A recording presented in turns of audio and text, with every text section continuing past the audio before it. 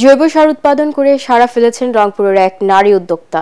প্রাকৃতিক উপকরণ ব্যবহার করে তৈরি এই জৈব সার চাহিদা মেটাচ্ছে আশেপাশের জেলার কৃষকের। স্থানীয় কৃষি বিভাগ জানায় এই সার ব্যবহার খাদ্য উৎপাদনে যেমন নিরাপদ, তেমনি ফসল আবাদে খরচও আসে কমে। রংপুর থেকে মাহবুবুল ইসলামের রিপোর্ট, জানাচ্ছেন ফারহিন ইসলাম টুপ্পা। পড়াশোনা কৃষি নিয়ে, করেছেন ডিপ্লোমা।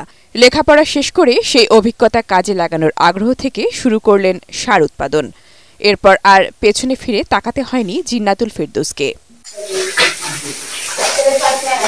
5 বছর আগে স্বামী তাজুল ইসলামকে সাথে নিয়ে শুরু করেন ট্রাইকো কম্পোস্ট ও ভার্মি কম্পোস্ট উৎপাদন।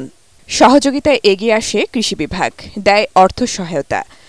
এখন তার খামারে প্রতি বছর 6,000 টনের বেশি জৈব সার এবং 4,000 লিটারের বেশি নির্যাস তৈরি হচ্ছে। সারের কাঁচামাল যোগানের জন্য পাশেই গড়ে তোলা হয়েছে গবাদি পশুর খামার।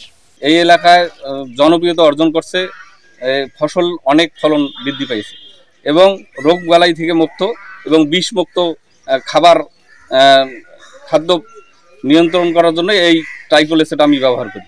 উদ্যোক্তা জিন্নাতুল জানালেন, বছরে খামার থেকে তার আয় হচ্ছে 25 থেকে 30 লাখ টাকা।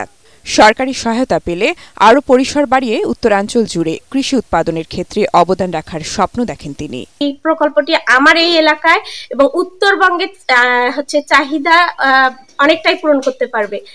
আর এটি বিষমুক্ত ফসল, মাটির উর্বরতা, মাটির ধারণ ক্ষমতা রক্ষা, প্লাস রাসায়নিক সার, বিশেষ করে ফসল উৎপাদনের যে ব্যয়টা লাগে সেটা অনেকটাই, প্রায় 40 থেকে 60% কমাই দেয় এই ট্রাইকো কম্পোস্ট বা জৈব সার। উদ্যোক্তাদের সব ধরনের সহযোগিতার আশ্বাস উপজেলা কৃষি অফিসের। মহিলা কিছু শ্রমিক কাজ করে যাচ্ছেন, তারা কর্মসংস্থানের সুযোগ পেয়েছেন।